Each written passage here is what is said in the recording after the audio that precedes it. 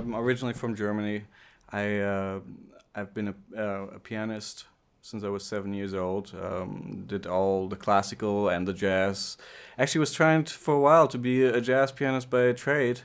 But over time, the other side of the glass was more interesting for me, and went to a couple of schools, the SAE and the Berklee College of Music, to get that honed in, and then moved from there and really found a good fit for that. Some of the artists I work with over the years include Prince, Outkast, Macy Gray, Catherine McPhee, Jay-Z, Fountains of Wayne, Melissa Auf der Mauer, a lot of different genres. The Brooklyn Tabernacle Choir, Outkast. They did win Album of the Year for their Love Below and / Speakerbox album. It was a typical New York session, booked in late. Hey, can we do this real quick? Because it was Rosario Dawson was singing on a track called She Lives in My Lap. And so we did that at Sound on Sound Studio C, an Oxford room at the time. It was really nice. I mean, one of the most creative sessions, and also a real love for the music, both the performer, in this case Rosario, and then Andre 3000 as the producer. Pretty much, definitely a highlight of what has come through. Well, first of all, mixing to me is like like playing an instrument, like finishing a record, but by playing the instrument of the studio. Going creative places that I really want to push a song into, and hopefully with the artist vision being that way too. What I really strongly believe in is that a mix engineer cannot necessarily get to the best mix by himself, and neither can the artist. But when the two come together, it seems like something magical can happen. Sure, there will be a little push and pull, there will be a little compromise, a little bit, oh, I didn't know this song could be this. But when that actually happens and both parties walk away and go like, this was quite amazing, I think that's when we did our job.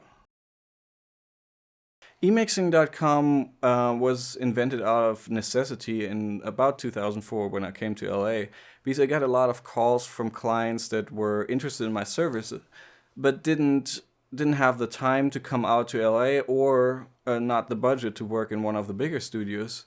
So at the time, I just built a hybrid system in my studio that was designed for unattended sessions. And that concept really took off. As far as mic choices, first and foremost, I do not believe in the whole thing, what mic is best for vocals. I think that is silly, and you can literally go to one of the best studios in the world, put up 7 mics on your favorite singer, and I guarantee that 3 of the most expensive will sound bad, and one other one will sound just right. So that way, I do not really believe in the choice of like the very expensive mic against the very cheap mic. It's just sometimes an SM7, which is a very cheap mic, but also a very good mic, will work just fine, and sometimes a U47 will sound bad. And so once you realize that, you look for just what does this mic sound like, instead of where does it come from, or what did someone pay for this. I was in the market for a small diaphragm condenser mic, actually a pair of them, because I think that's kind of the way to go.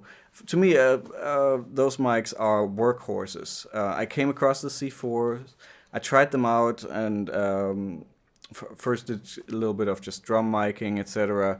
But then really what it came down to was a full basic session at my studio last week, 5-piece, and literally they worked on a lot of sources. We did hat and ride, and they excelled.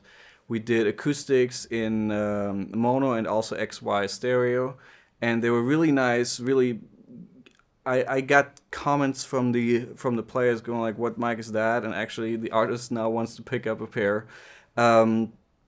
And also for percussion, we did some shaker, tambourine overdubs. For me, the small diaphragm microphone in the studio is what you can throw on anything.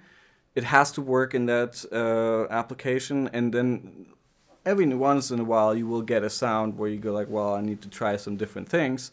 But these just came came to the rescue every time and excelled.